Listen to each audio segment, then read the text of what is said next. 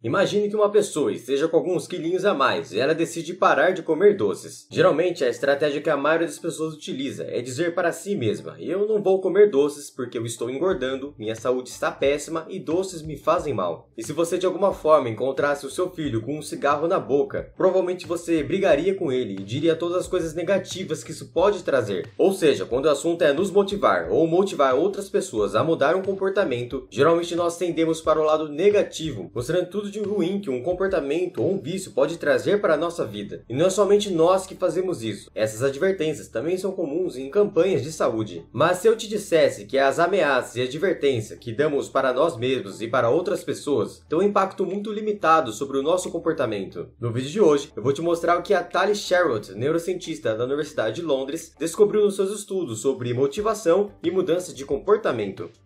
E se você gosta desse tipo de conteúdo, já deixa seu like, se inscreve aqui no canal e ativa o sininho, porque aqui tem 3 vídeos novos por semana. Meu nome é Gustavo, esse é o canal Faculdade da Vida e sem mais enrolação, bora aprender!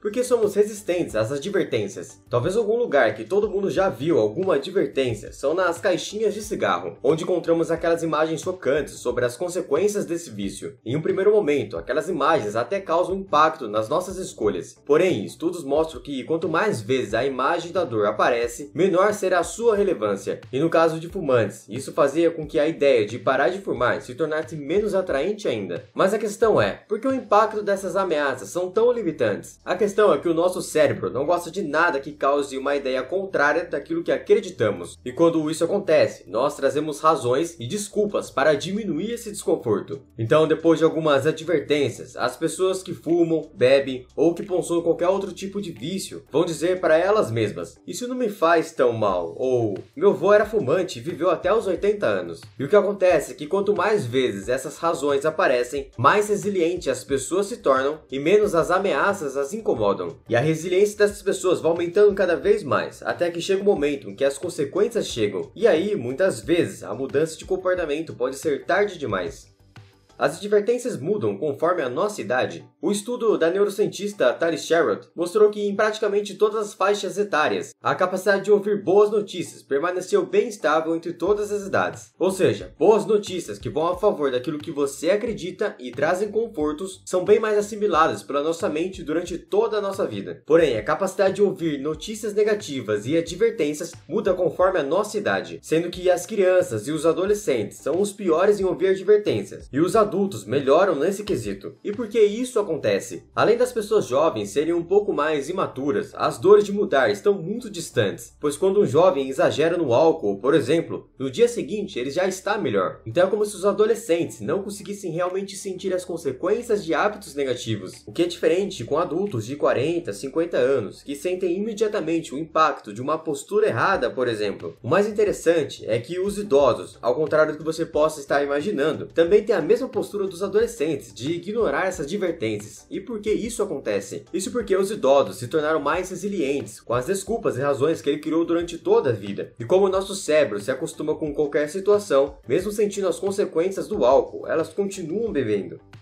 Qual a melhor estratégia de motivação? Todos nós sabemos que lavar as mãos é a principal maneira de prevenir a propagação de doenças, principalmente no momento que nós estamos vivendo agora. Mas mostrar o que não fazer isso pode causar, como vimos, tende a não funcionar depois de algum período. Então, o que precisamos fazer? Um estudo feito em um hospital nos Estados Unidos tinha o objetivo de fazer com que os funcionários desse hospital lavassem mais as mãos. Então eles colocaram uma câmera que mostrava quem seguia essa recomendação e quem não seguia. Ou seja, a câmera funcionava como uma ameaça ou uma advertência, e o resultado é que apenas 10% dos funcionários lavavam as mãos antes e depois de entrarem nas salas. Então os cientistas fizeram uma pequena mudança. Ao invés da câmera e das advertências, eles colocaram um painel que mostrava um número que ia crescendo conforme as pessoas lavassem as mãos, marcando os resultados de cada equipe, as metas e como as pessoas estavam melhorando o seu desempenho. Ou seja, isso era uma motivação positiva. E qual foi o resultado? É claro que o número de pessoas que lavavam as mãos aumentou, mas esse aumento não foi de 20, 30 ou 40%. O resultado foi uma adesão de 90%. E a única mudança que foi feita foi que, ao invés de mostrar placas com possíveis doenças e consequências, os cientistas mostraram pontos positivos de manter esse comportamento com metas alcançadas. E existem 3 principais características dessa mudança que motivaram as pessoas. E é sobre isso que nós iremos falar agora. Os 3 pilares da influência e da motivação. O primeiro pilar da motivação é a influência social. No experimento do hospital, os funcionários podiam ver o que as outras pessoas estavam fazendo e como sua equipe estava indo. Ou seja, as pessoas perceberam que se elas lavassem as mãos, elas estariam fazendo parte de um grupo e esse comportamento seria aprovado por todos em sua volta. O segundo pilar da motivação é a recompensa imediata. No mesmo experimento, assim que as pessoas lavavam as mãos, os números no painel aumentavam na hora. Isso podia fazer com que a sua equipe atingisse alguma meta. Assim, esse simples comportamento trazia um pequeno prazer imediato, e não somente futuro de perceber que menos doenças foram transmitidas. O terceiro pilar é o monitoramento do progresso. No painel do hospital, todos os funcionários podiam ver como eles estavam melhorando a cada dia que passava. Isso trazia ainda mais motivação e vontade de ter um melhor desempenho. Agora, é hora de você aplicar esse conhecimento. Então, na próxima vez que você tiver uma meta em mente, como ir à academia, por exemplo, busque pessoas com o mesmo objetivo que o seu, se dê uma recompensa após o treino, que não precisa ser algo grandioso, e monitore os seus resultados. Essa estratégia positiva pode te ajudar melhor do que apenas pensar nas consequências de ser sedentário. Eu espero que você tenha gostado do conteúdo desse vídeo. Eu fiz com muito carinho, realmente para te ajudar. Então, deixa seu like, se inscreve aqui no canal, porque é de graça e me ajuda demais. Muito obrigado pela sua atenção e até o próximo vídeo.